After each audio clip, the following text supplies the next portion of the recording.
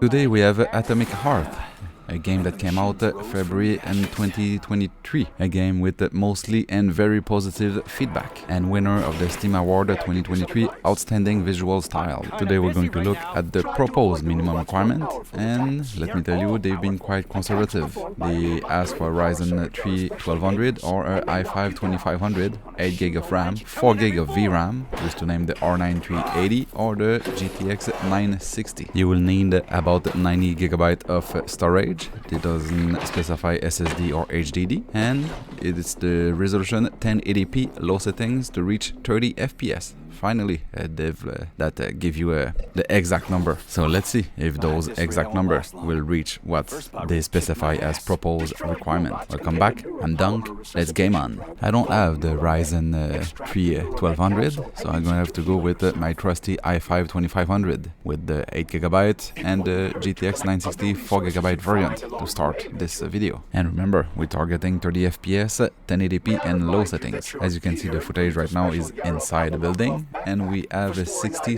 to 65 FPS constantly and smoothly. But I had some stutter when the asset first load when entering the building. But once all the assets are loaded, the game runs smoothly and at 60 FPS plus. That is really nice. The issue is when you are outside, you drop in the 40 to 45 FPS. But again, we are targeting 30 FPS, so that is a big win. You can even, if you want, crank up a bit the settings to medium, because you're not even using the 4GB of VRAM of the GPU, neither the full power of it, ranging from 70 to 80% of the GPU usage. So all those low-end GPU, CPU can play easily, and that is at 1080p. I'm pretty sure if you drop at 720p, which will be the real minimum requirement video, I'm pretty sure with those setup you can play at higher FPS. So at 720p, probably going to be able to play with an i3 and a 2GB card, maybe even a 1GB card. We're going to see, because for proposed minimum requirement, this is quite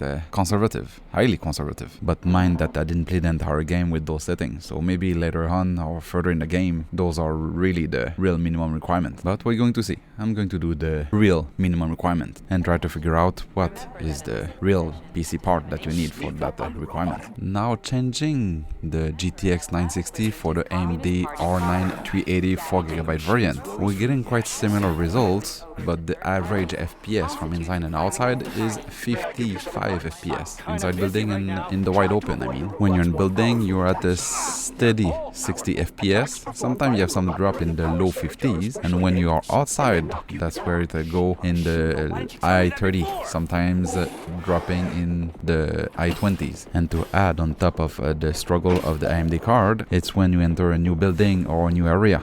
The loading asset, it make the card struggle, really struggle. Did not cause any problem for playing the game, and I didn't play the entire game with that setup. But if you enter a room or an area and you right away start in a fight, you won't like it. But for sure, the card itself does not like it. But in regard of the proposed minimum requirement, I think it's overstated. We're going to find out what is really 1080p 30 FPS. And if you look at the recommended setting, they require i7-7700K and RTX 2070 or RX 6700 XT. Now they recommend a SSD to play at 60 FPS 1080p ultra settings, but I'm pretty sure with a little bit better GPU, maybe a 1070 or 1060 at high, we can reach 60 FPS, so it will look good. I don't even think that you're going to see the difference between high and ultra. I'll do a quick short with a 1060 or 1070 just to show you that you don't need a 2070 to play at the high settings. And the same go for the CPU.